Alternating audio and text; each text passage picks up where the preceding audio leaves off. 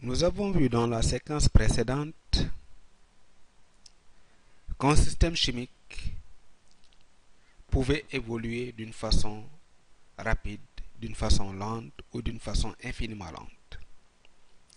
Et nous avions annoncé que dans la suite, nous allons nous intéresser à l'évolution lente des systèmes chimiques. Mais pour mieux étudier un système chimique, il faut pouvoir suivre les constituants du milieu réactionnel au cours de leur formation ou au cours de leur disparition. Il existe plusieurs méthodes de suivi de l'évolution d'un système chimique, dont des méthodes physiques et des méthodes chimiques. Nous allons nous intéresser aux méthodes chimiques. Le problème est de pouvoir déterminer la quantité de matière d'un constituant du milieu réactionnel à des dates bien déterminées. Si nous parvenons au cours du temps à savoir à chaque date la quantité de matière dont des constituants du milieu réactionnel, nous pourrons alors dresser un tableau de valeur entre la quantité de matière de ce constituant et l'instant t à partir du début de la réaction. Et ce tableau de valeur rempli pourra être exploité pour déterminer d'autres caractéristiques du milieu réactionnel.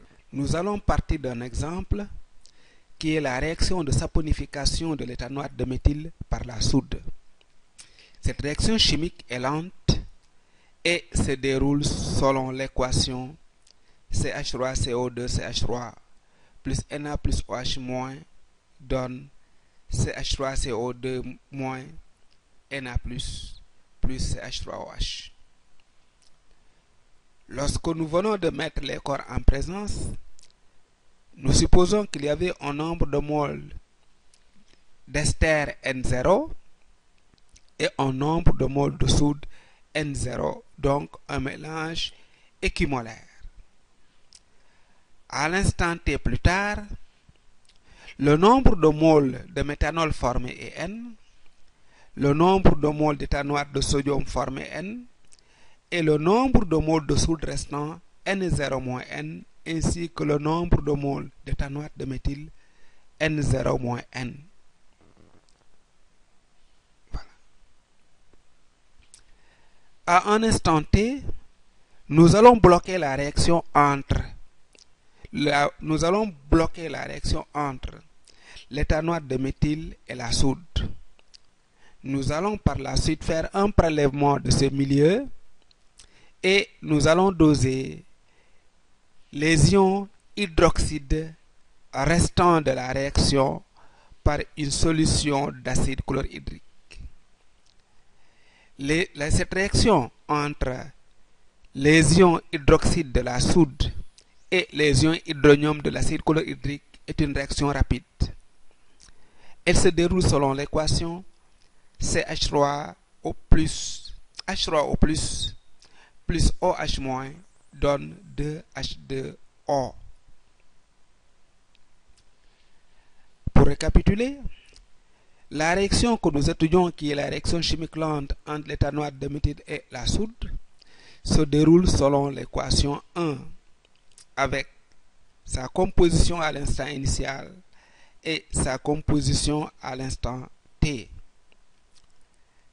Le dosage des ions hydroxyde restants se déroule selon l'équation de H3O plus OH- donne 2H2O. Les ions OH- qui ont réagi dans la réaction d'équation 2 sont les ions OH- qui restent de la réaction matérialisée par l'équation 1. Une mole d'ion OH- d'ion hydroxyde réagit avec une mole d'ion hydronium. À l'équivalence de la réaction, nous avons alors le nombre de moles d'ion hydroxyde restant de la réaction 1 qui est égal au nombre de moles d'acide versé, soit CaVa. Nous pourrons alors, à partir de cette expression, compléter le tableau de valeurs entre le nombre de moles d'ion hydroxyde restant et le temps. À l'instant t égale 0, Les ions hydroxydes n'ont pas encore réagi avec l'état noir de méthyle. Leur quantité de matière est alors N0.